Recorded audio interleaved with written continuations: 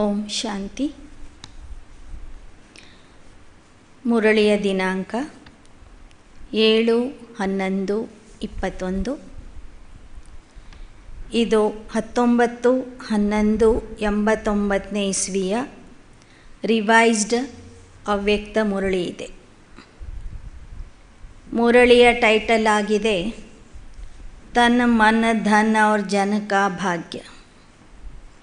ತನು, ಮನ, ಧನ ಮತ್ತು ಜನರಿಂದ ಸಿಗುವ ಭಾಗ್ಯ ಕೇವಲ ಭವಿಷ್ಯದಲ್ಲಿ ಮಾತ್ರ ಅಲ್ಲ, ಸಂಗಮ ಯುಗದಲ್ಲೂ ಸಹ ಈ ಭಾಗ್ಯ ನಮಗೆ ಬಾಬಾ ಕರುಣಿಸುತ್ತಾರೆ.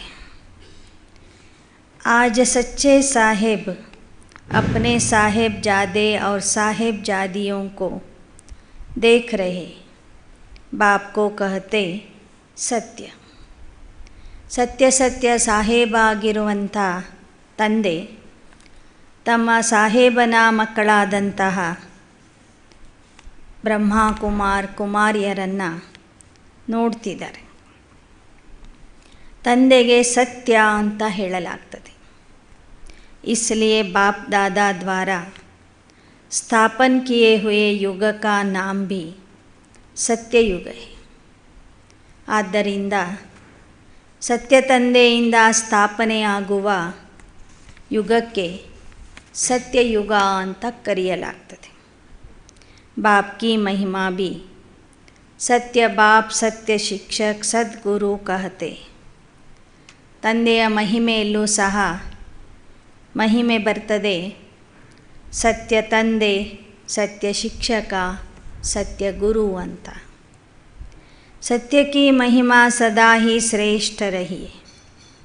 सत्य बाप द्वारा आप सभी सत्यनारायण बनने के लिए सच्ची कथा सुन रहे. ಸತ್ಯಕ್ಕೆ ಯಾವತ್ತೂ ಸಹ ಮಹಿಮೆ ನಡೀತದೆ. ಅದು ಶ್ರೇಷ್ಠವಾದ ಮಹಿಮೆ ಇರ್ತದೆ. ಸತ್ಯ ತಂದೆಯಿಂದ ನೀವು ಸತ್ಯನಾರಾಯಣ ಆಗುವ ಸತ್ಯ ಕಥೆ ಕೇಳ್ತಾ ಇದ್ದೀರಿ.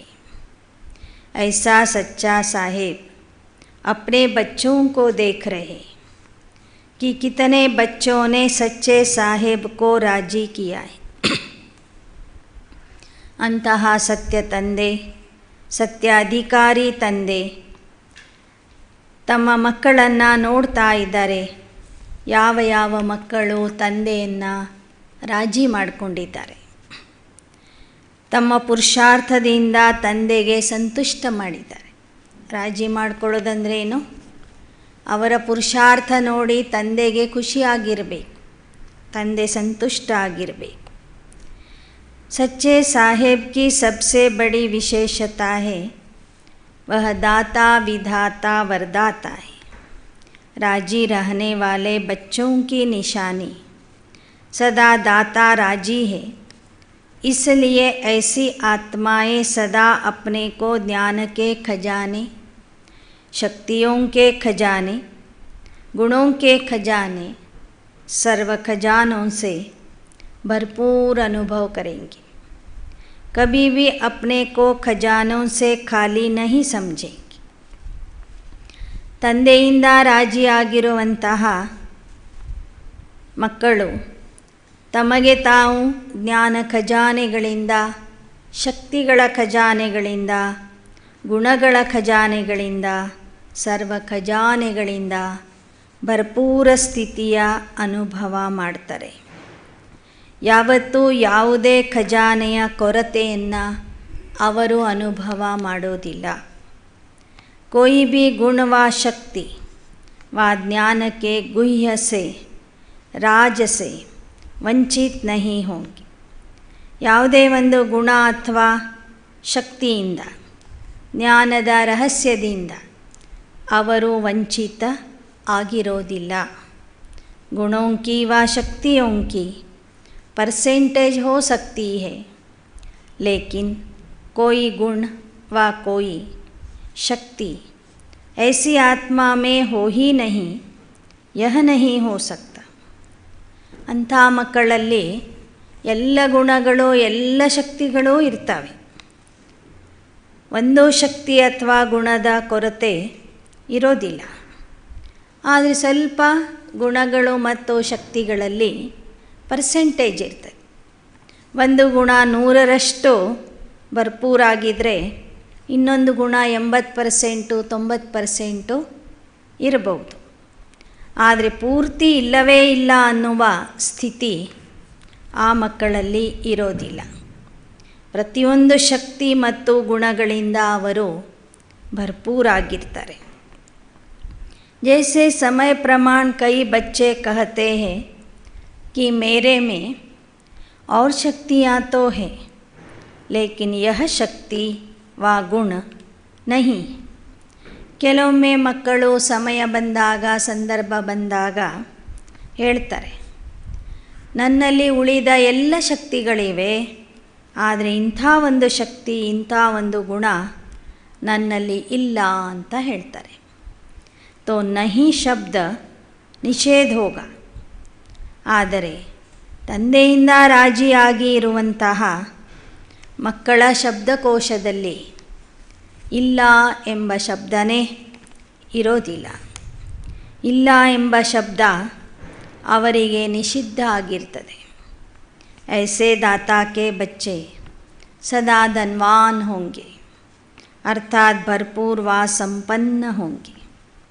ಈ ಥರ ದಾತಾ ತಂದೆಯ ಮಕ್ಕಳು ಸದಾ ಸರ್ವಶಕ್ತಿಗಳಿಂದ, ಗುಣಗಳಿಂದ, ಜ್ಞಾನದ ಖಜಾನೆಯಿಂದ ಭರ್ಪೂರಾಗಿರ್ತಾರೆ. ಅಂದರೆ ಜ್ಞಾನ ಸಂಪತ್ತಿನಿಂದ ಸಂಪತ್ತಿವಾನ್ ಆಗಿರ್ತಾರೆ, ಧನವಾನ್ ಆಗಿರ್ತಾರೆ. दूसरी महिमा है भाग्य विधाता. तो भाग्य विधाता साहेब के राजी की निशानी. ऐसे मास्टर भाग्य विधाता बच्चों के मस्तक पर सदा भाग्य का सितारा चमकता रहता है. अर्थात उनकी मूरत और सूरत से सदा रूहानी चमक दिखाई देती है. ಮೊದಲನೇ ಮಹಿಮೆ ಪರಮಾತ್ಮಂದು ದಾತ, ವಿಧಾತ, ವರದಾತ ಅಂತ ಕೇಳಿದ್ವಿ. ಹೀಗೆ ದಾತ, ವಿಧಾತ, ವರದಾತ ತಂದೆಯಿಂದ ಸರ್ವಶಕ್ತಿ ಗುಣಗಳನ್ನು ಪಡೆದಿರ್ತಾರೆ ರಾಜಿಯಾಗಿ ಇರುವಂಥ ಮಕ್ಕಳು. ಇನ್ನು ಪರಮಾತ್ಮನ ಮಹಿಮೆಯಲ್ಲಿ ಅತ್ಯಂತ ಶ್ರೇಷ್ಠವಾದಂಥ ಮತ್ತೊಂದು ಮಹಿಮೆ ಆಗಿದೆ ಭಾಗ್ಯವಿಧಾತ ಅಂತ. ರಾಜಿಯಾಗಿ ಇರುವಂಥ ಮಕ್ಕಳು ಆ ಭಾಗ್ಯವಿಧಾತ ತಂದೆಯಿಂದ ಎಲ್ಲ ರೀತಿಯ ಭಾಗ್ಯವನ್ನು ಸಂಗಮ ಯುಗದಲ್ಲಿನೇ ಪಡ್ಕೊಳ್ತಾರೆ. ಅವರ ಮಸ್ತಕದಲ್ಲಿ ಸದಾ ಭಾಗ್ಯದ ನಕ್ಷತ್ರ ಹೊಳಿತಾ ಇರ್ತದೆ. ಮೂರತ್ ಸೆ ಸದಾ ರಾಜಿ रहने के फीचर्स दिखाई देंगे. सूरत से सदा रूहानी सीरत अनुभव होगी. ಅಂತಹ ಮಕ್ಕಳ ಮೂರ್ತಿಯಿಂದ, ಅಂದರೆ ದೇಹದಿಂದ ದೈವಿ ಲಕ್ಷಣಗಳು ಕಾಣಿಸ್ತವೆ ಅವರ ಶರೀರದ ಮೂಲಕ. ಚೆಹರೆಯಿಂದ ಆತ್ಮಿಕ ಶಕ್ತಿಯ ಅನುಭವ ಆಗ್ತದೆ, ಆತ್ಮಿಕ ಹೊಳಪಿನ ಅನುಭವ ಆಗ್ತದೆ. ಇಸ್ಕೋ ಕಹತೆ ಹೇ ಮಸ್ತಕ್ ಮೇ ಚಮಕ್ತಾ ಹುವಾ ಭಾಗ್ಯ ಕಾ ಸಿತಾರ. ಯಾರ ಮುಖಚರ್ಯೆ ಸದಾ ಹೊಳಿತಾ ಇರ್ತದೆ ಅವರ ಬಗ್ಗೆ ಹೇಳಲಾಗ್ತದೆ, ಅವರ ಮಸ್ತಕದಲ್ಲಿ ಸದಾ ಭಾಗ್ಯದ ನಕ್ಷತ್ರ ಹೊಳಿತಾ ಇದೆ ಅಂತ. ಹರ್ ಬಾತ್ ಮೇ ತನ್ ಮನ್ ಧನ್ ಜನ್ ಚಾರೋ ರೂಪ ಸೆ ಅಪ್ನಾ ಭಾಗ್ಯ ಅನುಭವ ಕರೆಂಗೆ. ಅಂಥ ಮಕ್ಕಳು ಸಂಗಮ ಯುಗದಲ್ಲಿಯೇ ತನು, ಮನ, ಧನ ಮತ್ತು ಜನರ ಭಾಗ್ಯವನ್ನು ಅನುಭವ ಮಾಡ್ತಾರೆ. ऐसे नहीं कि इनमें से कोई एक भाग्य के प्राप्ति की कमी महसूस करेंगे. ಒಂದು ಭಾಗ್ಯದ ಕೊರತೆಯೂ ಸಹ ಅವರು ಅನುಭವ ಮಾಡೋದಿಲ್ಲ. मेरे भाग्य में 3 बातें ठीक है, बाकी एक बात की कमी है, ऐसे नहीं कहेंगे. ರಾಜಿಯಾಗಿ ಇರುವಂಥ ಮಕ್ಕಳು ನನ್ನ ಭಾಗ್ಯದಲ್ಲಿ 3 ವಿಷಯಗಳು ಸರಿ ಇವೆ, ಒಂದು ವಿಷಯ ಸರಿ ಇಲ್ಲ ಅಂತ ಯಾವತ್ತೂ ಹೇಳೋದಿಲ್ಲ. 3 ಪ್ರಕಾರದ ಭಾಗ್ಯ ನಾನು ಪಡ್ಕೊಂಡಿದ್ದೇನೆ, ಆದರೆ ಒಂದು ಪ್ರಕಾರದ ಭಾಗ್ಯ ನಾನು ಪಡ್ಕೊಂಡಿಲ್ಲ ಅಂತ ಅವರು ಯಾವತ್ತೂ ಹೇಳೋದಿಲ್ಲ. ತನಕ ಭಾಗ್ಯ, ತನೋ ಮನ ಧನ ಮತ್ತು ಜನರ ಭಾಗ್ಯ ಸಂಗಮ ಯುಗದಲ್ಲಿ ಯಾವ ಥರ ನಮಗೆ ತಂದೆಯಿಂದ ಸಿಗ್ತಾ ಇದೆ ಅನ್ನೋದರ ಬಗ್ಗೆ ಒಂದೊಂದಾಗಿ ಬಾಬಾ ಇಲ್ಲಿ ವರ್ಣನೆ ಮಾಡ್ತಾ ಇದ್ದಾರೆ. ಮೊದಲನೇದು ತನುವಿನ ಭಾಗ್ಯ.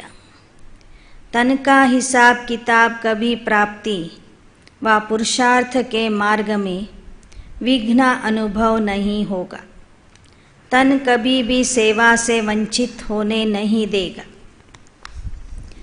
ಸಂಗಮ ಯುಗದಲ್ಲಿ ದೇಹ ಆರೋಗ್ಯದ ಭಾಗ್ಯ ಸಿಗುವುದು ಅಂದರೆ ಅರ್ಥ ಏನು? ಅವರು ಸೇವೆ ಮಾಡುವಾಗ ಯಾವುದೇ ರೀತಿಯ ದೈಹಿಕ ಕಾಯಿಲೆ ಆಗಲಿ, ದೈಹಿಕ ಸಮಸ್ಯೆಗಳಾಗಲಿ ಅವರನ್ನು ಸೇವೆಯಿಂದ ವಂಚಿತ ಮಾಡೋದಿಲ್ಲ. कर्मभोग के समय भी ऐसे भाग्यवान किसी न किसी प्रकार से सेवा के निमित्त बनेंगे. ಕರ್ಮಭೋಗದ ಸಮಯದಲ್ಲೂ ಸಹ ಅಂಥ ಭಾಗ್ಯಶಾಲಿ ಮಕ್ಕಳು ಸೇವೆಗೆ ನಿಮಿತ್ತ ಆಗ್ತಾರೆ. ಅವರು ಆಸ್ಪತ್ರೆಯಲ್ಲಿ ಇದ್ರೂ ಸಹ ಅವರ ಮೂಲಕ ಅಲ್ಲಿ ಅನೇಕ ಡಾಕ್ಟರ್ಸ್ಗಳ, ನರ್ಸ್ಗಳ ಸೇವೆ ನಡೀತದೆ.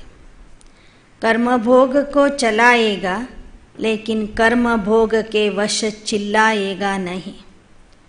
ತನುವಿನ ಭಾಗ್ಯ ಅನುಭವಿಸುವಂಥ ಮಕ್ಕಳು ಕಾಯಿಲೆ ಬಂದಾಗಲೂ ಸಹ ಅಳೋದಿಲ್ಲ, ಆದರೆ ಯೋಗ ಬಲದಿಂದ ಅದನ್ನು ನಿಭಾಯಿಸ್ತಾರೆ.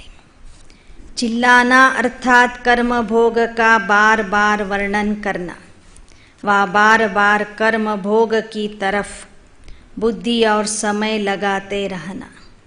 ಅಳೋದು ಅಂದರೆ ಏನು? ದೈಹಿಕ ಕಾಯಿಲೆ ಬಂದಾಗ ಅದರ ಬಗ್ಗೆ ಬಾರಿ ಬಾರಿಗೂ ವರ್ಣನೆ ಮಾಡೋದು, ಅದರ ಬಗ್ಗೆನೇ ಚಿಂತೆ ಮಾಡೋದು, ಅದರ ಕಡೆಗೆ ಬುದ್ಧಿ ಮತ್ತು ಸಮಯ ಕೊಡೋದು, ಇದು ಅಳೋದಾಗಿದೆ.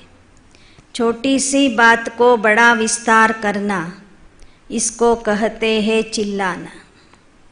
ಸಣ್ಣ ವಿಷಯವನ್ನು ದೊಡ್ಡದಾಗಿ ಮಾಡುವುದು, ಇದಕ್ಕೆ ಹೇಳಲಾಗ್ತದೆ ಕೂಗುವುದು, ಕೂಗಾಡೋದು ಅಂತ. और बड़ी बात को ज्ञान के सार से समाप्त करना इसको कहते हैं चलाना. ಆದರೆ ಎಂಥ ದೊಡ್ಡ ವಿಷಯ, ದೊಡ್ಡ ಕಾಯಿಲೆ ಬಂದ್ರೂ ಸಹ ಜ್ಞಾನದ ಸಾರದ ಮೂಲಕ, ಜ್ಞಾನದ ಶಕ್ತಿಯ ಮೂಲಕ ಅದನ್ನು ಸಮಾಪ್ತಿ ಮಾಡೋದೇನಾಗಿದೆ, ಇದಕ್ಕೆ ಹೇಳಲಾಗ್ತದೆ ನಿಭಾಯಿಸುವುದು ಅಂತ. तो सदा यह बातें याद रखो, योगी जीवन के चाहे छोटा कर्म भोग हो चाहे बड़ा हो, लेकिन उसका वर्णन नहीं करो. कर्म भोग की कहानी का विस्तार नहीं करो, क्योंकि वर्णन करने में समय और शक्ति उसी तरफ होने के कारण हेल्थ कॉन्शियस हो जाते हैं, ಸೋಲ್ ಕಾನ್ಷಿಯಸ್ ನೈ. ಬಾಬಾ ಒಂದು ಮಾತನ್ನು ಇಲ್ಲಿ ವಿಶೇಷವಾಗಿ ತಿಳಿಸ್ತಾ ಇದ್ದಾರೆ. ನಿಮಗೆ ಕಾಯಿಲೆ ಬಂದಾಗ, ಕರ್ಮಭೋಗ ಬಂದಾಗ ಅದನ್ನು ದೊಡ್ಡದಾಗಿ ವರ್ಣನೆ ಮಾಡಬೇಡ್ರಿ.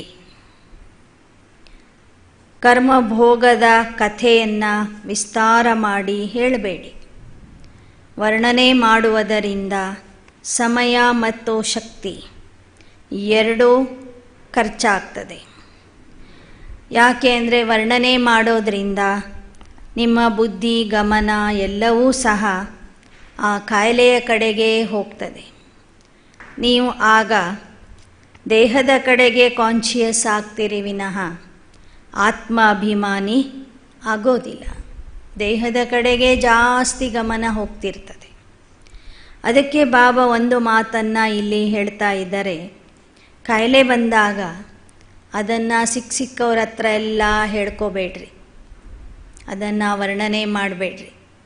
ನನಗೆ ಹೀಗಾಯಿತು, ಹಾಗಾಯಿತು, ಅಲ್ಲಿ ಹೋಗಿದ್ದಕ್ಕಾಯಿತು, ಇಲ್ಲಿ ಹೋಗಿದ್ದಕ್ಕಾಯಿತು, ಅಲ್ಲಿ ನೀರು ಕುಡಿದೆ, ಇಲ್ಲಿ ಊಟ ಮಾಡಿದೆ, ಏನೂ ವರ್ಣನೆ ಮಾಡಬೇಡ್ರಿ. ಕಾಯಿಲೆಯ ವರ್ಣನೆ ಯಾರ ಹತ್ರ ಮಾಡಬೇಕು? ಡಾಕ್ಟರ್ ಹತ್ರ ಅಷ್ಟೇ ಮಾಡಬೇಕು. ನಿಮಗೇನಿದೆ, ಏನು ನಿಮ್ಗೆ ಹೇಳೋದಿದೆಯೋ ಅದನ್ನು ನೀವು ಡಾಕ್ಟರ್ ಹತ್ರ ಹೇಳಬೇಕು ವಿನಃ ಎಲ್ಲರ ಹತ್ರ ಹೇಳಬಾರ್ದು. ಎಲ್ಲರ ಮುಂದೆ ಅದನ್ನು ವರ್ಣನೆ ಮಾಡಬಾರ್ದು ಅಂತ ಹೇಳ್ತಾರೆ ಬಾ. ವರ್ಣನೆ ಮಾಡೋದ್ರಿಂದ ಕಾಯಿಲೆ ಬೆಳೀತದೆ ವಿನಃ ಕಡಿಮೆ ಆಗೋದಿಲ್ಲ. ಯಾಕೆಂದರೆ ಎಲ್ಲರಿಗೂ ಹೇಳಿಬಿಡ್ತೀರಿ, ಎಲ್ಲರೂ ಸಂಕಲ್ಪ ಮಾಡ್ತಾರೆ, ಇವರಿಗಿಂಥ ಕಾಯಿಲೆ ಬಂದಿದೆ, ಇಂಥ ಕಾಯಿಲೆ ಬಂದಿದೆ, ಎಲ್ಲರೂ ಅದೇ ಸಂಕಲ್ಪ ಮಾಡ್ತಾರೆ. ಕೆಲವರು ನೆಗೆಟಿವ್ ಸಂಕಲ್ಪ ಮಾಡ್ತಾರೆ. ಆದ್ದರಿಂದ ಬಾಬಾ ಹೇಳ್ತಾರೆ, ಯ ಹೆಲ್ತ್ ಕಾನ್ಷಿಯಸ್ನೆಸ್ रूहानी शक्ति से धीरे धीरे नर्वस बना देती है, इसलिए कभी भी ज़्यादा वर्णन नहीं करो. ಬಾರಿ ಬಾರಿಗೂ ನನಗೆ ಕಾಯಿಲೆ ಬಂದಿದೆ ಅಂತ ನೀವು ಹೇಳ್ತಾ ಹೋದರೆ ನೀವು ನಿರಾಶರಾಗಿ ಬಿಡ್ತೀರಿ, ಹತಾಶರಾಗ್ತೀರಿ, ಆತ್ಮಾಭಿಮಾನಿ ಆಗೋದಿಲ್ಲ. ನೀವು ಆತ್ಮಿಕ ಶಕ್ತಿ ನಿಮ್ಮದು ಕಡಿಮೆ ಆಗ್ತದೆ. ಆದ್ದರಿಂದ ಜಾಸ್ತಿ ನೀವು ವರ್ಣನೆ ಮಾಡಬೇಡಿ. ಆದರೆ ಯಾರ ಹತ್ರ ಹೇಳಬೇಕೋ ಅವ್ರ ಹತ್ರ ಅವಶ್ಯವಾಗಿ ಹೇಳ್ರಿ. ಡಾಕ್ಟರ್ ಹತ್ರ ಹೇಳದೆ ಬರೇ ಜನರ ಹತ್ರ ಹೇಳಿದರೆ ಕಾಯಿಲೆ ಏನಾಗೋದಿಲ್ಲ, ವಾಸಿ ಆಗೋದಿಲ್ಲ. ಯೋಗಿ ಜೀವನ್ कर्म भोग को कर्म योग में परिवर्तन करने वाला है. ಯೋಗಿ ಜೀವನ ಅಂದ್ರೇ ಕರ್ಮಯೋಗದಿಂದ ಕರ್ಮಭೋಗವನ್ನು ಜಯಿಸುವಂತಹ ಜೀವನ ಆಗಿದೆ. ಕರ್ಮಭೋಗವನ್ನು ಕರ್ಮಯೋಗದಲ್ಲಿ ಪರಿವರ್ತನೆ ಮಾಡುವಂತಹ ಜೀವನ ಆಗಿದೆ. ಯಹ ಹೇ ತನಕೆ ಭಾಗ್ಯಕ್ಕೆ ನಿಶಾನಿಯ. ಇದು ಸಂಗಮ ಯುಗದಲ್ಲಿ ನಮಗೆ ಸಿಗುವ ತನುವಿನ ಭಾಗ್ಯದ ಗುರುತಾಗಿದೆ. ಅಂದರೆ ಆ ಮಕ್ಕಳು ಸೇವೆ ಮಾಡುವಾಗ ಕರ್ಮಭೋಗದ ಕಾರಣ ಅವರು ಸೇವೆಯಿಂದ ವಂಚಿತ ಆಗೋದಿಲ್ಲ. ಇದು ಒಂದು ಲಕ್ಷಣ. ಎರಡನೇದು, ಕರ್ಮಭೋಗ ಬಂದ್ರೂ ಸಹ ಅವರು ಕರ್ಮಯೋಗದಿಂದ ಯೋಗ ಬಲದಿಂದ ಅದನ್ನು ನಿಭಾಯಿಸ್ತಾರೆ ವಿನಃ ವರ್ಣನೆ ಮಾಡಿ ಅಯ್ಯೋ ಅಪ್ಪ ಅಂಥೇಳಿ ಅವರು ದುಃಖ ಪಡೋದಿಲ್ಲ. ಇದು ತನುವಿನ ಭಾಗ್ಯದ ಗುರ್ತಾಗಿದೆ. ಅಬ ಮನ್ ಕಾ ಭಾಗ್ಯ. ಸಂಗಮ ಯುಗದಲ್ಲಿನೇ ಬಾಬಾ ನಮಗೆ ಮನಸ್ಸಿನ ಭಾಗ್ಯನೂ ಕೊಡ್ತಾರೆ.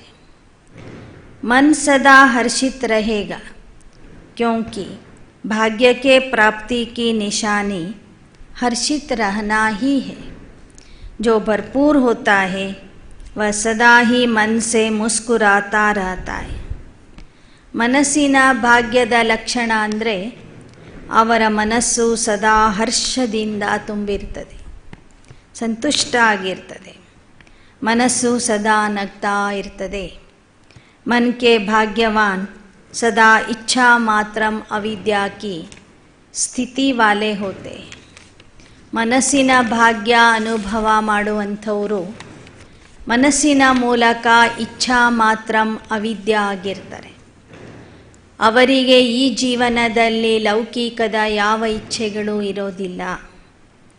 ಭಾಗ್ಯ ವಿಧಾತಾಕ್ಕೆ ರಾಜಿ ಹೋನೆ के कारण सर्व प्राप्ति संपन्न अनुभव करने के कारण मन का लगाव व झुकाव व्यक्ति व वस्तु के तरफ नहीं होगा. ಭಾಗ್ಯ ವಿಧಾತ ತಂದೆಯಿಂದ ರಾಜಿಯಾಗಿರುವ ಕಾರಣ ಅವರು ಸರ್ವ ಪ್ರಾಪ್ತಿಯ ಅನುಭವ ಮಾಡ್ತಾರೆ, ಸರ್ವ ಪ್ರಾಪ್ತಿ ಸಂಪನ್ನ ಆಗಿರ್ತಾರೆ. ಅವರ ಮನಸ್ಸಿನ ಮೋಹ, ಎಳೆತ, ಸೆಳೆತ ವ್ಯಕ್ತಿ ಅಥವಾ ವಸ್ತುವಿನ ಕಡೆಗೆ ಇರೋದಿಲ್ಲ. ಇಸ್ಕೋ ಹಿ ಸಾರ ರೂಪ ಮೇ ಕಹತೆ ಹೋ ಮನ್ ಮನಾ ಭವ. ಈ ಒಂದು ನಿರ್ಮೋಹಿ ನಿರ್ಲಿಪ್ತ ಸ್ಥಿತಿಗೆ ಸಾರ ರೂಪದಲ್ಲಿ ಹೇಳಬೇಕಂದ್ರೆ ಮನ್ಮನಾಭವ ಅಂತ ಹೇಳಲಾಗ್ತದೆ. ಮನ್ ಕೋ ಬಾಪ್ ಕೆ ತರಫ್ ಲಗಾನೆ ಮೇ ಮೆಹನತ್ ನಹಿ ಹೋಗಿ. लेकिन सहज ही मन बाप की मोहब्बत के संसार में रहेगा. ಮನಸ್ಸಿನ ಭಾಗ್ಯದ ಅನುಭವ ಮಾಡುವಂಥವರು ಮನಸ್ಸನ್ನು ತಂದೆಯ ಜೊತೆಗೆ ಜೋಡಿಸುವುದಕ್ಕಾಗಿ ಪರಿಶ್ರಮ ಪಡೋದಿಲ್ಲ. ಆದರೆ ಸಹಜವಾಗಿಯೇ ಪರಮಾತ್ಮನ ಪ್ರೇಮದಲ್ಲಿ ಅವರು ಮುಳುಗಿರ್ತಾರೆ. ಏಕ ಬಾಪ್ दूसरा न कोई, इसी अनुभूति को मन का भाग्य कहते हैं. ಅವರ ಮನಸ್ಸಿನಲ್ಲಿ ಸದಾ ಒಬ್ಬ ತಂದೆಯ ವಿನಃ ಬೇರೆ ಯಾರೂ ಇರೋದಿಲ್ಲ. ಏಕ್ ಬಾಪ್ ದೂಸರಾ ನ ಕೋಯಿ ಎಂಬ ಅನುಭವ ಮಾಡುವುದೇ ಮನಸ್ಸಿನ ಭಾಗ್ಯ ಆಗಿದೆ. ಧನ್ ಕಾ ಭಾಗ್ಯ. ಹಾಗಾದರೆ ಸಂಗಮ ಯುಗದಲ್ಲಿ ಬಾಬಾ ನಮಗೆ ಧನದ ಭಾಗ್ಯನೂ ಕೊಡ್ತಾರೆ. ಯಾವ ಧನ? ಜ್ಞಾನಧನ ತೋ ಹೈ ಹಿ, ಲೇಕಿನ್ ಸ್ಥೂಲ ಧನ ಕಾ ಭೀ ಮಹತ್ವ ಹೈ. ಜ್ಞಾನಧನ ಅಂತೂ ಇದ್ದೇ ಇದೆ ಬಾಬೋರ್ ಮಕ್ಕಳ ಹತ್ತಿರ. ಆದರೆ ಸ್ಥೂಲ ಧನನೂ ಬೇಕು ಜೀವನ ನಡೆಸಲಿಕ್ಕೆ. धन के भाग्य का अर्थ यह नहीं कि ब्राह्मण जीवन में लाखोंपति व करोड़पति बनेंगे, लेकिन धन के भाग्य की निशानी है कि संगम युग पर जितना आप ब्राह्मण आत्माओं को खाने पीने और आराम से रहने के लिए आवश्यकता है, उतना आराम से मिलेगा. ಧನದ ಭಾಗ್ಯ ಅಂದರೆ ಸಂಗಮ ಯುಗದಲ್ಲಿಯೇ ನೀವು ಮಕ್ಕಳು ಕೋಟ್ಯಾಧೀಶರಾಗ್ತೀರಿ ಅಂತ ಅರ್ಥ ಅಲ್ಲ. ಆದರೆ ಬ್ರಾಹ್ಮಣ ಜೀವನದಲ್ಲಿ ಪುರುಷಾರ್ಥ ಮಾಡಲಿಕ್ಕೆ, ಬದುಕಲಿಕ್ಕೆ ಎಷ್ಟು ಊಟ ತಿಂಡಿ ವಿಶ್ರಾಂತಿಯ ವ್ಯವಸ್ಥೆ, ಬಟ್ಟೆ ಮನೆಯ ವ್ಯವಸ್ಥೆ ಏನು ಬೇಕೋ ಒಂದು ಜೀವನ ನಡೆಸಲಿಕ್ಕೆ ಅದನ್ನು ಬಾಬಾ ನಿಮಗೆ ಕೊಟ್ಟಿರ್ತಾರೆ. और साथ साथ धन चाहिए सेवा के लिए, तो सेवा के लिए भी कभी समय पर कमी व खिंचातान अनुभव नहीं करेंगे. ಧನದ ಭಾಗ್ಯ ಪಡೆದವರು ಆರಾಮಾಗಿ ಊಟ ಉಪಚಾರ ವಸತಿ ಎಲ್ಲವನ್ನೂ ಪಡ್ಕೊಂಡಿರ್ತಾರೆ. ತೀರಾ ಕೋಟ್ಯಾಧೀಶೇನಾಗಿರೋದಿಲ್ಲ. ಹಾಗೂ ಇದ್ದ ಹಣವನ್ನು ಸೇವೆನೂ ಮಾಡ್ತಿರ್ತಾರೆ. ಸೇವೆ ಸಲುವಾಗಿಯೂ ಅವರ ಹತ್ತಿರ ಅಲ್ಪ ಸ್ವಲ್ಪ ಹಣ ಅಂತೂ ಇದ್ದೇ ಇರ್ತದೆ. कैसे भी कहाँ से भी सेवा के समय पर भाग्य विधाता बाप किसको निमित्त बना ही देते. ಯಾರಿಗೆ ಮನಸ್ಸಿರ್ತದೆ ಬಾಬನ ಮನೆಗೆ ಹಣ ಕೊಡಬೇಕು ಅಂಥೇಳಿ, ಅವರಿಗೆ ಆ ಹಣದ ವ್ಯವಸ್ಥೆ ಬಾಬಾ ಸಮಯಕ್ಕೆ ಸರಿಯಾಗಿ ಮಾಡಿಕೊಡ್ತಾರೆ. धन के भाग्यवान कभी भी अपने नाम की व शान की इच्छा कारण ಸೇವಾ ನಹಿ ಕರೆಂಗೆ. ಹಣದ ಭಾಗ್ಯ ಪಡೆದವರು ಹಣ ಕೊಟ್ಟ ನಂತರ ತಮ್ಮ ಹೆಸರು ಮತ್ತು ಕೀರ್ತಿಯ ಅಪೇಕ್ಷೆ ಮಾಡೋದಿಲ್ಲ. ಹೆಸರಿಗಾಗಿ ಕೀರ್ತಿಗಾಗಿ ಅವರು ಧನ ಸೇವೆ ಮಾಡೋದಿಲ್ಲ, ಗುಪ್ತವಾಗಿ ಮಾಡ್ತಾರೆ. ಅಗರ್ ನಾಮ್ ಶಾನ್ ಕಿ ಇಚ್ಛಾ ಹೈ तो ऐसे समय पर भाग्य विधाता सहयोग नहीं दिलाएगा.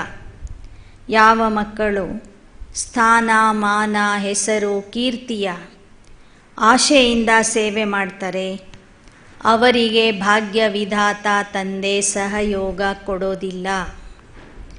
ಅವಶ್ಯಕತಾ और इच्छा में रात दिन का अंतर है.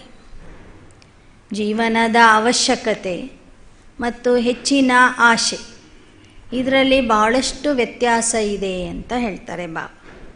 सच्ची आवश्यकता है और सच्चा मन है तो कोई भी सेवा के कार्य तो सफल होगा ही, लेकिन भंडारी में और ही भरपूर हो जाएगा.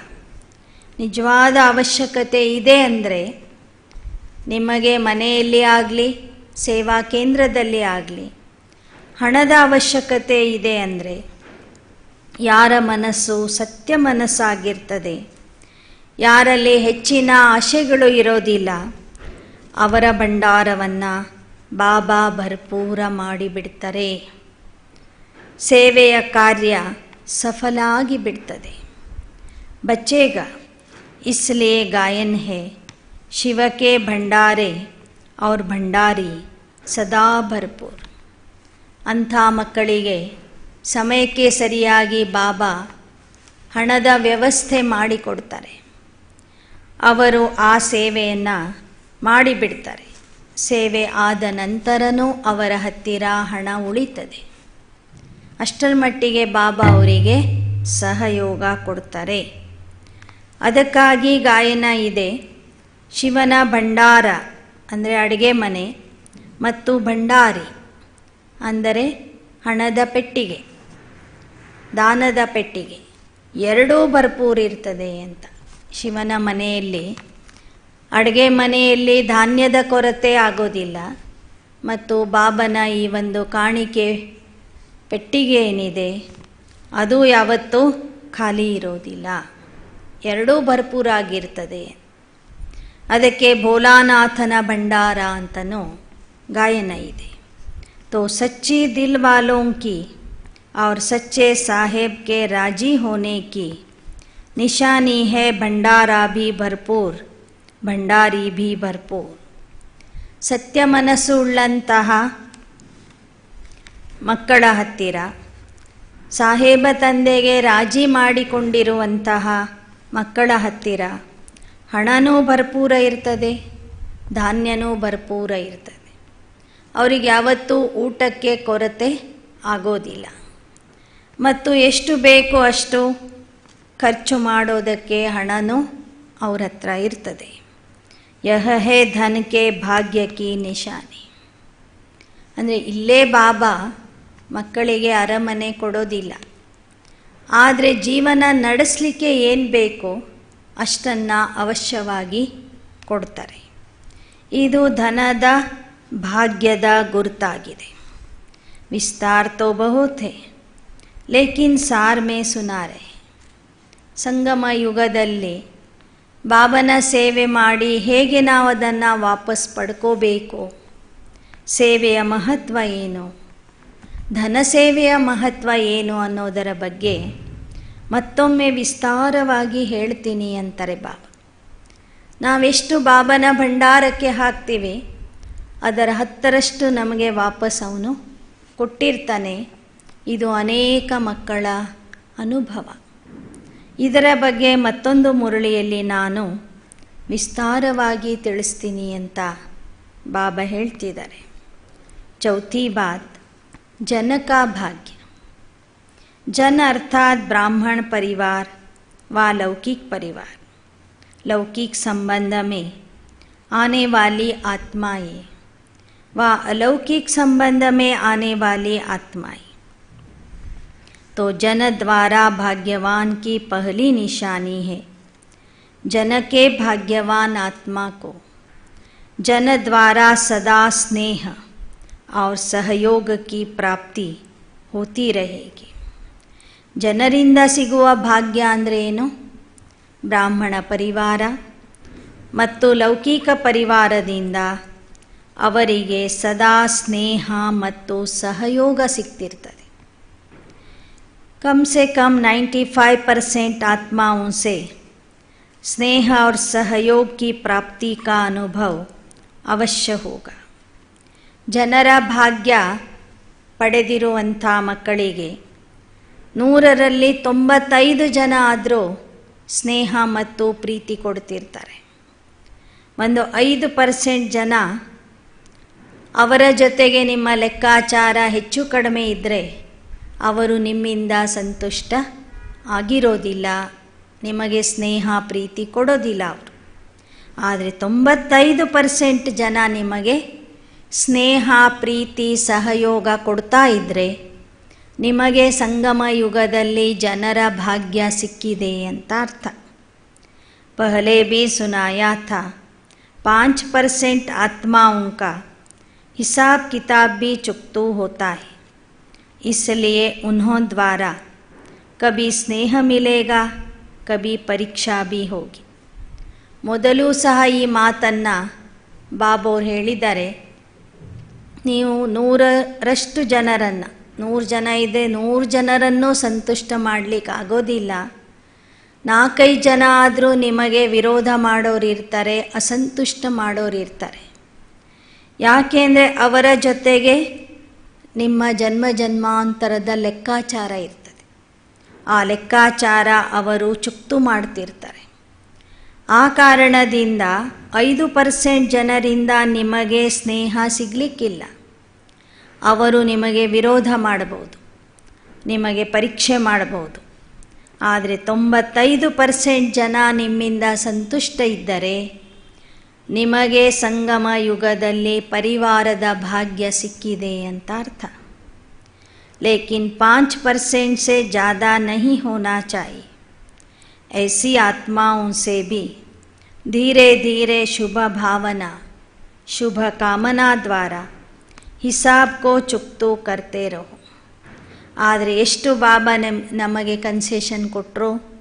5% ಜನ ಮಾತ್ರ ಅಸಂತುಷ್ಟ ಆದರೆ ಪರವಾಗಿಲ್ಲ, ಅದಕ್ಕಿಂತ ಜಾಸ್ತಿ ಜನ ನಿಮ್ಮಿಂದ ಅಸಂತುಷ್ಟ ಆಗಬಾರ್ದು.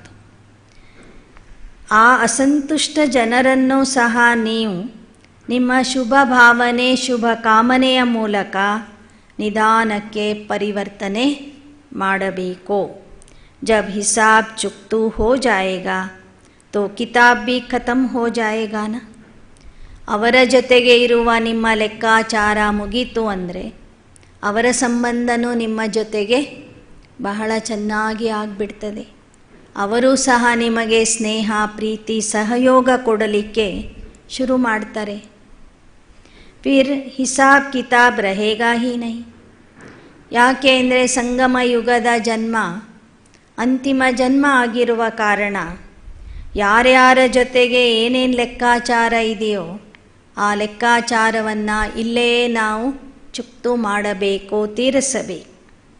तो भाग्यवान आत्मा की निशानी है स्नेह और सहयोग की अनुभूति करना. ಭಾಗ್ಯವಾನ್ ಆತ್ಮರ ಲಕ್ಷಣ ಏನು ಅಂದರೆ 95% ಆತ್ಮರಿಂದ ಸ್ನೇಹ ಮತ್ತು ಸಹಯೋಗದ ಅನುಭವ ಮಾಡುವುದು.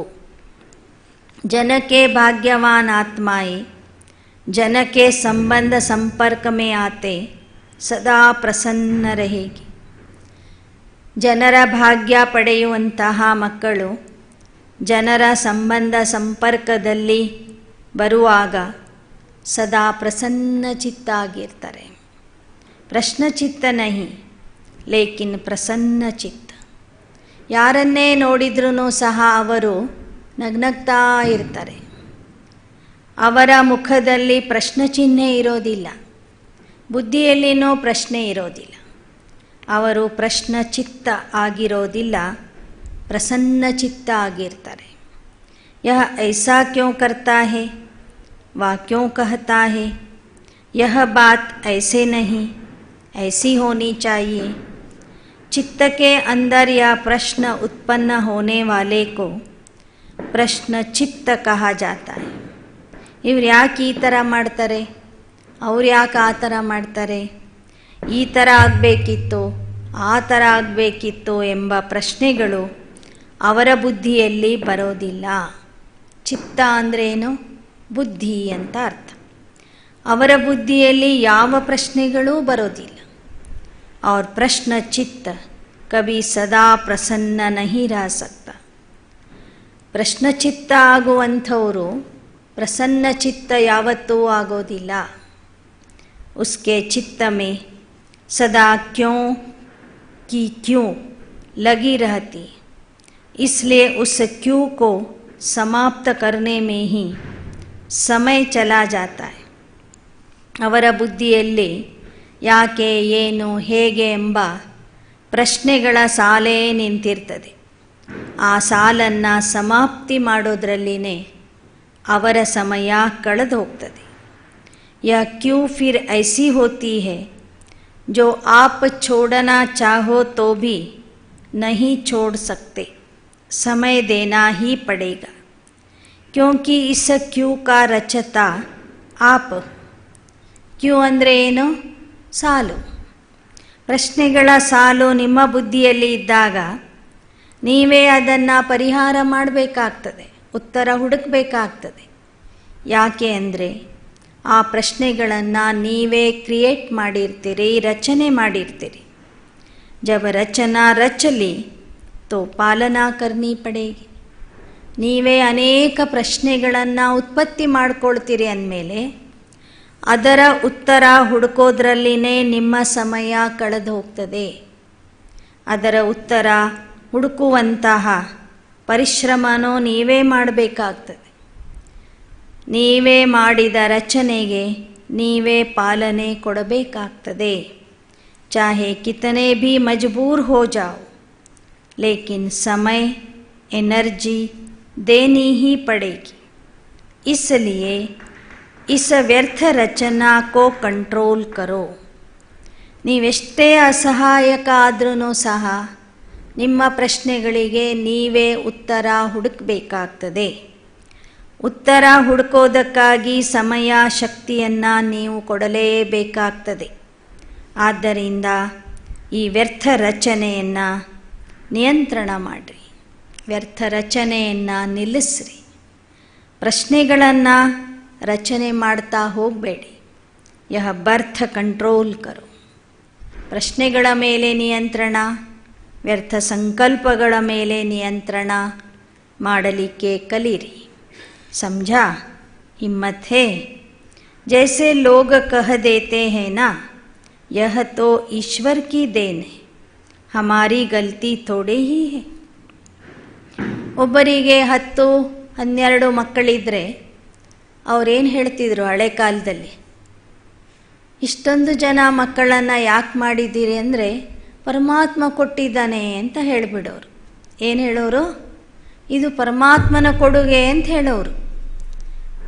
ಹಾಗೆ ನೀವು ಅನೇಕ ರೀತಿಯ ವ್ಯರ್ಥ ಸಂಕಲ್ಪಗಳನ್ನು ರಚನೆ ಮಾಡ್ತೀರಿ, ಪ್ರಶ್ನೆಗಳನ್ನು ರಚನೆ ಮಾಡ್ತೀರಿ. ಅದೇನು ಪರಮಾತ್ಮ ಕೊಟ್ಟಿದ್ದಲ್ಲ.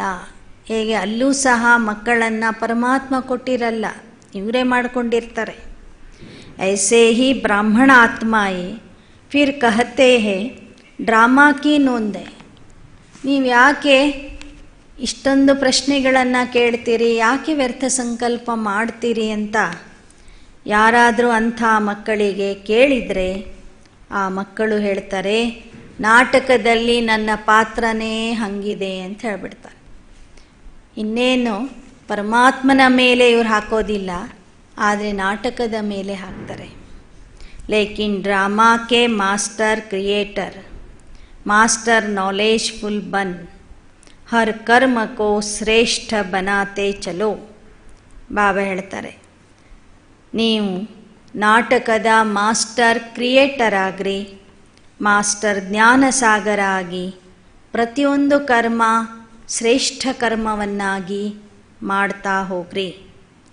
टीचर्स ने सुना, सच्चा साहेब मेरे ऊपर कितना राजी है, इसका राज तो सुना ना. ನಿಮಿತ್ತ ಶಿಕ್ಷಕಿಯರು ಸಹ ಈ ಮಾತನ್ನು ಕೇಳಿದ್ದೀರಿ. ಸತ್ಯ ಸಾಹೇಬ ತಂದೆಯನ್ನು ನೀವೆಷ್ಟು ರಾಜಿ ಮಾಡಿಕೊಂಡಿದ್ದೀರಿ? ರಾಜಿ ಮಾಡಿಕೊಳ್ಳಿಕ್ಕೆ ಉಪಾಯ ಏನಿದೆ, ಅದರ ರಹಸ್ಯ ಏನಿದೆ ಅಂತ ಈ ಮುರಳಿಯಲ್ಲಿ ನೀವು ಕೇಳಿದ್ದೀರಿ. ರಾಜ ಸುನನೆ ಸೆ ಸಭಿ ಟೀಚರ್ಸ್ राजयुक्त बनी व दिल में आता है कि इस भाग्य की मेरे में कमी है. ಈ ಮುರಳಿ ಕೇಳಿದ ನಂತರ, ಎಲ್ಲ ರೀತಿಯ ಭಾಗ್ಯದ ರಹಸ್ಯ ಕೇಳಿದ ನಂತರ ಈಗ ನೀವು ಅನುಭವ ಮಾಡ್ತಿದ್ದೀರಿ ತಾನೆ, ನಾನು ಎಲ್ಲ ಪ್ರಕಾರದ ಭಾಗ್ಯ ಸಂಗಮ ಯುಗದಲ್ಲಿ ಪಡೆದಿದ್ದೇನೆ ಅಂತ. ಕಭಿ ಧನ್ ಕಿ ಖೀಚಾತಾನ್, कभी जन की खींचातान में ऐसी जीवन का अनुभव तो नहीं करते हो ना. ಒಮ್ಮೆ ಹಣದ ಕೊರತೆ, ಒಮ್ಮೆ ಜನರಿಂದ ಪ್ರೀತಿ ಸಹಯೋಗದ ಕೊರತೆಯ ಅನುಭವ ಮಾಡ್ತಿಲ್ಲ ತಾನೆ. ಸುನಾಯಾ ಥಾ ಏಕ ಹಿ ಸ್ಲೋಗನ್ विशेष निमित्त टीचर्स के प्रति है, लेकिन है सभी के प्रति. ಒಂದು ಮಹಾವಾಕ್ಯವನ್ನು ಬಾಬಾ ನಿಮಿತ್ತ ಶಿಕ್ಷಕಿಯರ ಪ್ರತಿಯಾಗಿ ಹೇಳಿರ್ತಾರೆ. ಆದರೆ ಆ ವಾಕ್ಯ ಎಲ್ಲರ ಸಲುವಾಗಿಯೂ ಇದೆ. ಹರ್ ಬಾತ್ ಮೇ, ಆ ವಾಕ್ಯ ಯಾವುದು? ಹರ್ ಬಾತ್ ಮೇ ಬಾಪ್ ಕಿ ಶ್ರೀಮತ್ ಪ್ರಮಾಣ, जी हजूर करते रहो. बच्चों का जी हजूर करना और बाप का बच्चों के आगे हाजिर हजूर होना.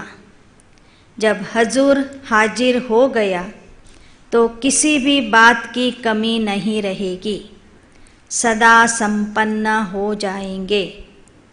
ಬಾಬಾ ಕೊಡುವ ಪ್ರತಿಯೊಂದು ಶ್ರೀಮತಕ್ಕೆ ಆಗಲಿ ಅಂತ ಹೇಳ್ತಾ ಹೋಗ್ರಿ, ಜಿ ಹಜೂರ್ ಅಂತ ಹೇಳ್ರಿ. ಆಗ ಬಾಬಾನು ನಿಮ್ಮ ಹತ್ತಿರ ಬಂದು ಹಾಜಿರಾಗ್ತಾರೆ, ಉಪಸ್ಥಿತರಾಗ್ತಾರೆ. ಎಲ್ಲಿ ತಂದೆನೇ ಸ್ವತಃ ಬರ್ತಾರೋ ಸಹಾಯ ಮಾಡಲಿಕ್ಕೆ, ಅಲ್ಲಿ ಯಾವುದರ ಕೊರತೆಯೂ ಇರೋದಿಲ್ಲ. ಸಂಪನ್ನ ಆಗಿಬಿಡ್ತೀರಿ. दाता और भाग्य विधाता दोनों की प्राप्तियों के भाग्य का सितारा मस्तक पर चमकने लगेगा. दाता भाग्ಯ ವಿಧಾತ ತಂದೆನೇ ನಿಮ್ಮ ಸಹಾಯಕ್ಕೆ ಬಂದಾಗ ನಿಮ್ಮ ಮಸ್ತಕದಲ್ಲಿ ಭಾಗ್ಯದ ನಕ್ಷತ್ರ ಹೊಳಿಲಿಕ್ಕೆ ಶುರು ಆಗ್ತದೆ. टीचर्स को तो ड्रामा अनुसार बहुत भाग्य मिला हुआ है. ನಿಮಿತ್ತ ಶಿಕ್ಷಕಿಯರಿಗೆ ನಾಟಕದ ಅನುಸಾರವಾಗಿ ಬಹಳಷ್ಟು ಭಾಗ್ಯ ಸಿಕ್ಕಿದೆ. सारा दिन सिवाय बाप और सेवा के और काम ही क्या है. ಟೀಚರ್ಸ್ಗಳಿಗೆ ಬೇರೆ ಏನು ಕೆಲಸ ಇದೆ? ಒಂದು ಬಾಬಾ, ಎರಡನೇದು ಬಾಬನ ಸೇವೆ. ಟೀಚರ್ಸ್ಗಳು ಸೇವಾ ಕೇಂದ್ರದಲ್ಲಿ ಯಾವುದೇ ಕೆಲಸ ಮಾಡಿದ್ರೂ ಅದು ಸೇವೆಯ ಲೆಕ್ಕಕ್ಕೆ ಹೋಗ್ತದೆ. ಧಂಧಾ ಹಿ ಯಹ ಹೈ, ಪ್ರವೃತ್ತಿ ವಾಲೋಂ ಕೋ ಕಿತನಾ ನಿಭಾನಾ ಪಡ್ತಾ ಹೈ. ಸಂಸಾರದಲ್ಲಿ ಇರುವಂಥವರು ಎಷ್ಟು ಜನರ ಜೊತೆಗೆ ಅವ್ರು ನಿಭಾಯಿಸಬೇಕಾಗ್ತದೆ. ಆದರೆ ಟೀಚರ್ಸ್ಗಳಿಗೆ ಆ ಪ್ರಶ್ನೆನೇ ಇಲ್ಲ. ಬಾಬಾ ಮತ್ತು ಸೇವೆ ಬಿಟ್ಟರೆ ಮೂರನೇ ಕೆಲಸನೇ ಇಲ್ಲ ಇವರಿಗೆ.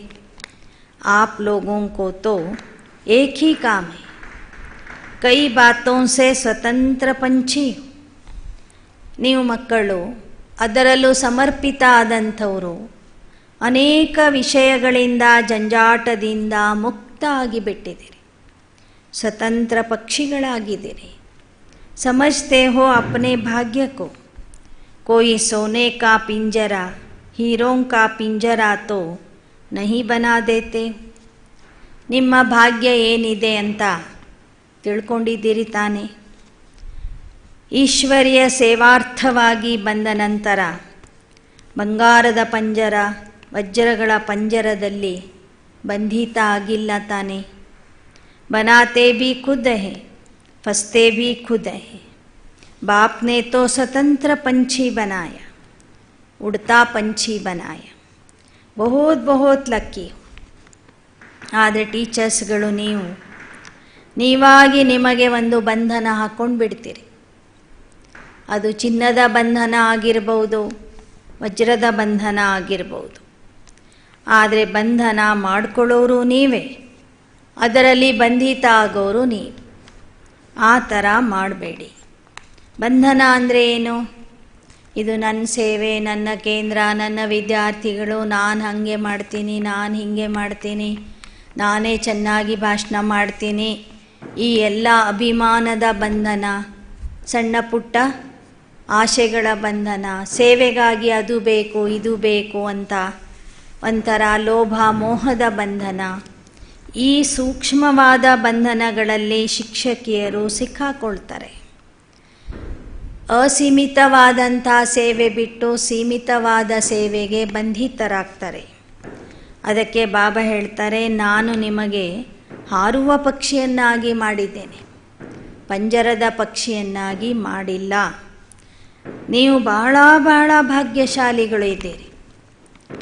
ಸಂಗಮ ಯುಗದಲ್ಲಿ ತಮ್ಮ ಜೀವನನೇ ಭಗವಂತನ ಸೇವೆಗಾಗಿ ಕೊಡುವುದು ಅಂದರೆ ಇದಕ್ಕಿಂತ ದೊಡ್ಡ ಭಾಗ್ಯ ಬೇರೆ ಯಾವುದೂ ಇಲ್ಲ ಅಂತಾರೆ ಬಾಬಾ. ಸಮझा, हर एक को भाग्य की विशेषता ಅವಶ್ಯ ಮಿಲಿ ಹುಯಿ. ಶಿಕ್ಷಕಿಯರು ಅಂದರೆ ಸೌಭಾಗ್ಯಶಾಲಿಗಳು. ಪ್ರತಿಯೊಬ್ಬರಿಗೂ ಬಾಬಾ ಭಾಗ್ಯದ ವಿಶೇಷತೆಯನ್ನು ಕೊಟ್ಟಿದ್ದಾರೆ.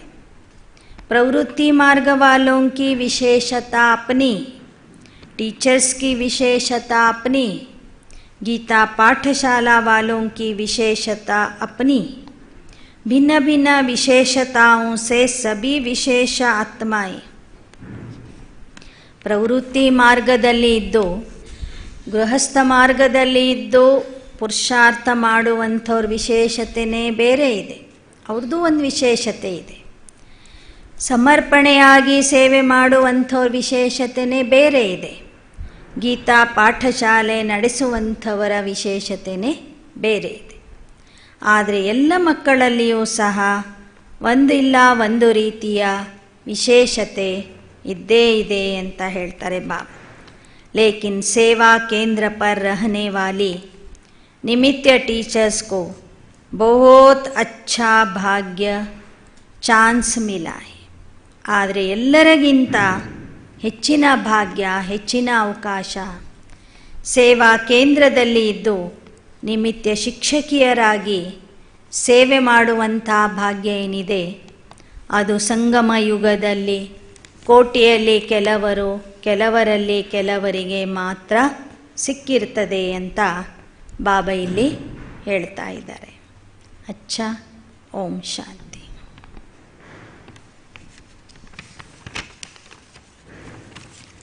वरदान.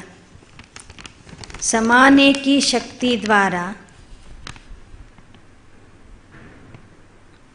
एक मत का वातावरण बनाने वाले ದೃಷ್ಟಾಂತ ರೂಪ ಭವ. ಸಮಾವೇಶ ಮಾಡಿಕೊಳ್ಳುವಂತಹ ಶಕ್ತಿಯಿಂದ ಏಕಮತದ ವಾತಾವರಣವನ್ನು ನಿರ್ಮಿಸುವಂತಹ ದೃಷ್ಟಾಂತ ರೂಪ, ಉದಾಹರಣ ಮೂರ್ತಿ ಆಗಿರಿ. जो एक जैसे मनके है, एक की ही लगन और एक रस स्थिति में स्थित है, एक की मत पर चलने वाले हैं, आपस में संकल्पों में भी एक मत है, वही माला में पिरोए जाते हैं. ಯಾವ ಮಕ್ಕಳು ಸ್ವಭಾವ ಸಂಸ್ಕಾರದಲ್ಲಿ ಒಂದೇ ಥರ ಇದ್ದಾರೆ, ಯಾರ ಬುದ್ಧಿಯ ಯೋಗ ಒಬ್ಬ ತಂದೆಯ ಜೊತೆಗೆ ಮಾತ್ರ ಜೋಡಣೆ ಆಗಿರ್ತದೆ, ಯಾವ ಮಕ್ಕಳು ಏಕರಸ ಸ್ಥಿತಿಯ ಅನುಭವ ಮಾಡ್ತಾರೆ, ಯಾವ ಮಕ್ಕಳು ಒಂದೊಂದು ಹೆಜ್ಜೆಗೂ ಸಹ ಶ್ರೀಮತದ ಆಧಾರದಿಂದ ಅಂದರೆ ಏಕಮತದ ಆಧಾರದಿಂದ ನಡೀತಾರೆ, ಯಾರ ಸಂಕಲ್ಪಗಳು ಒಂದಾಗಿರ್ತವೆ ಅಂಥ ಮಕ್ಕಳೇ ವಿಜಯಮಾಲೆಯ ಮಣಿಗಳಾಗಿ ಬರ್ತಾರೆ. ಯಾರು ಅನೇಕರ ಜೊತೆಗೆ ಹೊಂದ್ಕೊಂಡಿರ್ತಾರೋ ಅವರೇ ಮಾಲೆಯ ಮಣಿ ಆಗೋದು. ಯಾರು ಹೊಂದ್ಕೊಳ್ಳೋದಿಲ್ಲವೋ ಅವರು ಒಂಟಿ ಮಣಿಯಾಗಿ ಉಳಿಬೇಕಾಗ್ತದೆ, ಮಾಲೆಯಿಂದ ಹೊರಗೆ ಉಳಿಬೇಕಾಗ್ತದೆ. ಲೇಕಿನ್ ಏಕ ಮತ ಕಾ ವಾತಾವರಣ ತಬ್ ಬನೇಗಾ ಜಬ್ ಸಮಾನೆ ಕಿ ಶಕ್ತಿ ಹೋಗಿ. ನಮ್ಮಲ್ಲಿ ಏಕಮತ ಬರಬೇಕು. ಏಕಮತದ ವಾತಾವರಣ ನಿರ್ಮಾಣ ಆಗಬೇಕಾದ್ರೆ ಮೊದಲು ನಮ್ಮಲ್ಲಿ ಅಳವಡಿಸಿಕೊಳ್ಳುವಂಥ ಶಕ್ತಿ ಅಥವಾ ಸಮಾವೇಶ ಮಾಡಿಕೊಳ್ಳುವಂಥ ಶಕ್ತಿ ಬರಬೇಕು. ಯಾರೇನೇ ಮಾಡಿದರೂ ಹೊಟ್ಟೆಗೆ ಹಾಕ್ಕೊಳ್ಳುವಂಥ ಗುಣ ಬರಬೇಕು ಅಂತ ಹೇಳ್ತಾರೆ ಬಾಬಾ. ಯದಿ ಕೋಯಿ ಬಾತ್ ಮೇ ಭಿನ್ನತಾ ಹೋ ಭಿ ಜಾತಿ ತೋ ಉಸ್ ಭಿನ್ನತಾ ಕೋ ಸಮಾ. ತಾಯಿ ಮಕ್ಕಳ ತಪ್ಪುಗಳನ್ನು ತನ್ನ ಹೊಟ್ಟೆಗೆ ಹಾಕ್ಕೊಳ್ತಾಳೆ, ಮತ್ತು ಅವರನ್ನು ಸುಧಾರಣೆ ಮಾಡಲಿಕ್ಕೆ ಪ್ರಯತ್ನ ಮಾಡ್ತಾಳೆ, ಪ್ರೀತಿಯಿಂದ ಸಮಜಾಯಿಸ್ತಾಳೆ. ಹಾಗೆ ಪರಿವಾರದಲ್ಲಿ ನಮ್ಮಲ್ಲಿಯೇ ಭಿನ್ನತೆ ಬಂದರೂ ಸಹ ಆ ಲೋಪದೋಷಗಳನ್ನು ನಾವು ಹೊಟ್ಟೆಗೆ ಹಾಕಿಕೊಂಡು ಅನ್ಯರ ಹತ್ತಿರ ವರ್ಣನೆ ಮಾಡದೆ ನಮ್ಮಲ್ಲಿ ಸಮಾವೇಶ ಮಾಡ್ಕೊಂಡು ಬಿಟ್ಟರೆ ನಮ್ಮಲ್ಲಿ ಏಕತೆ ಬರ್ತದೆ. ನಾವೆಲ್ಲ ಬಾಬನ ಮಕ್ಕಳು, ಪರಸ್ಪರರಿಗೆ ಸಮೀಪ ಬರ್ತೀವಿ, ಆಗ ಸರ್ವರ ಮುಂದೆ ಏಕತೆಯ ಉದಾಹರಣ ರೂಪ ಆಗ್ತೀರಿ, ಏಕತೆಯ ಉದಾಹರಣ ಸ್ವರೂಪ ಆಗ್ತೀವಿ. श्लोगन: हर संकल्प, वाणी और कर्म में रूहानियत धारण करो, तब सर्विस में रौनक आएगी. ಪ್ರತಿಯೊಂದು ಸಂಕಲ್ಪ, ವಚನ ಮತ್ತು ಕರ್ಮದಲ್ಲಿ ಆತ್ಮಿಕ ಸ್ಥಿತಿಯ ಧಾರಣೆ ಮಾಡಿಕೊಳ್ಳಿ, ಆತ್ಮಿಕ ದೃಷ್ಟಿ ವೃತ್ತಿಯ ಧಾರಣೆ ಮಾಡಿಕೊಳ್ಳಿ.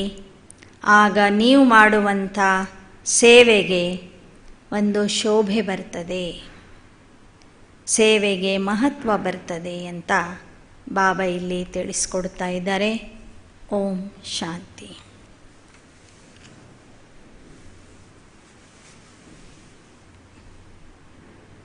ಈ ದಿನದ ಮುರಳಿಯಲ್ಲಿ ಬಾಬಾ ನಮಗೆ ತನು, ಮನ, ಧನ ಮತ್ತು ಜನರ ಭಾಗ್ಯದ ಬಗ್ಗೆ ತಿಳಿಸಿಕೊಟ್ರು.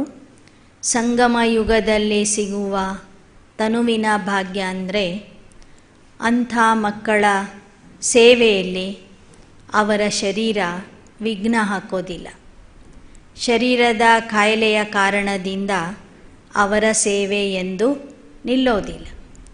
ಎರಡನೆಯದು, ಅಂಥ ಮಕ್ಕಳು ಯೋಗ ಬಲದಿಂದ, ಕರ್ಮಯೋಗದಿಂದ ಕರ್ಮಭೋಗವನ್ನು ಜಯಿಸ್ತಾರೆ. ಅದಕ್ಕಾಗಿ ಬಾಬಾ ಒಂದು ಉಪಾಯ ಹೇಳಿದರು. ತನುವಿನ ಭಾಗ್ಯ ಪಡ್ಕೋಬೇಕಂದ್ರೆ ನಿಮಗೆ ಬಂದಿರುವಂಥ ಕಾಯಿಲೆಯ ಬಗ್ಗೆ ಜಾಸ್ತಿ ವರ್ಣನೆ ಮಾಡಬೇಡ್ರಿ. ವರ್ಣನೆ ಮಾಡೋದ್ರಿಂದ ಕಾಯಿಲೆ ಬೆಳೀತದೆ, ನೀವು ಹೆಲ್ತ್ ಕಾನ್ಷಿಯಸ್ ಆಗ್ತೀರಿ ವಿನಃ ಸೋಲ್ ಕಾನ್ಷಿಯಸ್ ಆಗೋದಿಲ್ಲ ಅಂತ ಹೇಳಿದರು. ಮನಸ್ಸಿನ ಭಾಗ್ಯ ಅಂದರೆ ಅಂಥ ಮಕ್ಕಳು ಸದಾ ಮನಸ್ಸಿನ ಮೂಲಕ ಸಂತುಷ್ಟ ಇರ್ತಾರೆ, ಅವರ ಮನಸ್ಸು ತುಂಬಿರ್ತದೆ, ಯಾವತ್ತೂ ಅವರು ಮಾನಸಿಕವಾಗಿ ನಿರಾಶೆಯ ಅನುಭವ ಮಾಡೋದಿಲ್ಲ. ಧನದ ಭಾಗ್ಯ ಅಂದರೆ ಸಂಗಮ ಯುಗದಲ್ಲಿ ಬಾಬಾ ತಮ್ಮ ಮಕ್ಕಳಿಗೆ ಊಟ, ವಸತಿ ಮತ್ತು ಜೀವನಕ್ಕೆ ಎಷ್ಟು ಏನು ಅವಶ್ಯಕತೆ ಇದೆಯೋ ಅದನ್ನು ಬಾಬಾ ಕೊಟ್ಬಿಡ್ತಾರೆ. ಹಣದ ಭಾಗ್ಯ ಇರುವಂಥವ್ರಿಗೆ ಎಂದೂ ಹಣದ ಕೊರತೆಯ ಅನುಭವ ಆಗೋದಿಲ್ಲ. ಎರಡನೇದು, ಸೇವೆ ಮಾಡಲಿಕ್ಕಾಗಿಯೂ ಸಹ ಬಾಬಾ ಅವರಿಗೆ ಹಣದ ವ್ಯವಸ್ಥೆ ಮಾಡಿಕೊಡ್ತಾರೆ. ಸೇವೆ ಮಾಡುವ ಮನಸ್ಸಿತ್ತು ಅಂದರೆ ಬಾಬಾ ಹೇಗಾದರೂ ಮಾಡಿ ಆ ವ್ಯವಸ್ಥೆಯನ್ನು ಆ ಮಕ್ಕಳಿಗೆ ಮಾಡಿಕೊಡ್ತಾರೆ. ಹೀಗೆ ಧನ ಸೇವೆಯಿಂದ ಅವರು ಹೆಚ್ಚಿನ ಭಾಗ್ಯವನ್ನು ಪಡ್ಕೊಳ್ತಾರೆ. ಜನರ ಭಾಗ್ಯ ಅಂದರೆ ಅಲೌಕಿಕ ಪರಿವಾರ, ಈಶ್ವರೀಯ ಪರಿವಾರ ಮತ್ತು ಲೌಕಿಕ ಪರಿವಾರದಿಂದ ಅವರಿಗೆ ಸ್ನೇಹ ಮತ್ತು ಸಹಯೋಗ ಸಿಗ್ತದೆ. ಬಲೆ 95% ಜನ ಅವರಿಗೆ ಪ್ರೀತಿ ಸ್ನೇಹ ಕೊಡ್ತಿದ್ದಾರೆ, 5% ಕೊಡ್ತಿಲ್ಲ ಅಂತ ತಿಳ್ಕೊಳ್ರಿ. ಆ 5% ಆತ್ಮಗಳ ಜೊತೆಗೆ ಬಾಬಾ ಹೇಳ್ತಾರೆ ನಿಮ್ಮ ಕರ್ಮದ ಲೆಕ್ಕಾಚಾರ ಇರ್ತದೆ, ಆದ್ದರಿಂದ ಅವರು ನಿಮಗೆ ಸ್ನೇಹ ಪ್ರೀತಿ ಕೊಡಲಿಕ್ಕಿಲ್ಲ. ಆದರೆ 95% ಜನ ನಿಮಗೆ ಸ್ನೇಹ ಪ್ರೀತಿ ಸಹಯೋಗ ಕೊಡ್ತಿದ್ದಾರಂದರೆ ಸಂಗಮ ಯುಗದಲ್ಲಿ ನಿಮಗೆ ಪರಿವಾರದ ಭಾಗ್ಯ ಸಿಕ್ಕಿದೆ ಅಂತ ಅರ್ಥ. ಹೀಗೆ ಬಾಬಾ ಹೇಳ್ತಾರೆ, ಭವಿಷ್ಯದಲ್ಲಿ ಮಾತ್ರ ಅಲ್ಲ, ನಮಗೆ ಸಂಗಮ ಯುಗದಲ್ಲಿನೇ ಶಿವಬಾಬಾ ಇದೇ ಜೀವನದಲ್ಲಿ ತನು, ಮನ, ಧನ ಮತ್ತು ಜನರ ಭಾಗ್ಯವನ್ನು ಕೊಡ್ತಾ ಇದ್ದಾರೆ. ಯಾಕೆ ಅಂದರೆ ಶಿವಬಾಬಾ ಭಾಗ್ಯ ವಿಧಾತ ಆಗಿದ್ದಾರೆ, ದಾತ ವರದಾತನೂ ಆಗಿದ್ದಾರೆ. ದಾತನ ಮಕ್ಕಳಾಗಿರುವ ಕಾರಣ ಅಂಥ ಮಕ್ಕಳು ಎಲ್ಲ ಖಜಾನೆಗಳಿಂದ ಸಂಪನ್ನ ಆಗಿರ್ತಾರೆ. ಗುಣಗಳ ಖಜಾನೆ, ಶಕ್ತಿಗಳ ಖಜಾನೆ, ಜ್ಞಾನದ ಖಜಾನೆಯಿಂದ ಸಂಪನ್ನ ಆಗಿರ್ತಾರೆ. ಭಾಗ್ಯವಿಧಾತನ ಮಕ್ಕಳಾಗಿರುವ ಕಾರಣ ಎಲ್ಲ ರೀತಿಯ ಭಾಗ್ಯವನ್ನು ಸಂಗಮ ಯುಗದಲ್ಲಿನೇ ಪಡ್ಕೊಂಡಿರ್ತಾರೆ. ಈ ರೀತಿಯಲ್ಲಿ ಎಲ್ಲ ರೀತಿಯ ಭಾಗ್ಯವನ್ನು ಪಡ್ಕೊಳ್ಳುವಂತಹ ಭಾಗ್ಯಶಾಲಿ ಮಕ್ಕಳಾಗ್ರಿ ಅಂತ ಬಾಬಾ ವಿಶೇಷವಾಗಿ ಈ ಮುರಳಿಯಲ್ಲಿ ತಿಳಿಸಿಕೊಟ್ರು. ಓಂ ಶಾಂತಿ.